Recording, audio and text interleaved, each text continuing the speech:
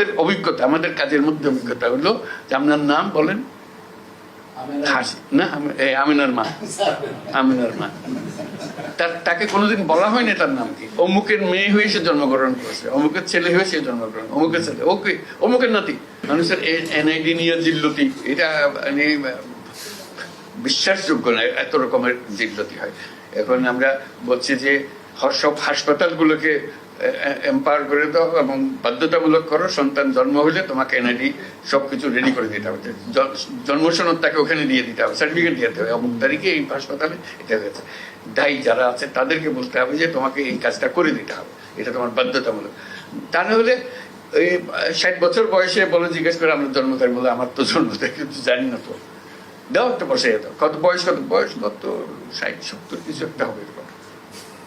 মানুষ নিজের নাম জানে না, এদের নিয়ে আমাদের কাজ করতে, নিজের নাম জানে না।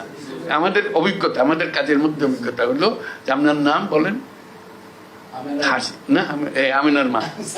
আমিনার মা, তাকে কোনোদিন বলা হয়নি তার নাম কি। অমুকের মেয়ে হয়ে সে জন্মগ্রহণ করেছে, অমুকের ছেলে হয়ে সে জন্মগ্রহণ, অমুকের ছেলে, ওকে অমুকের নাতি।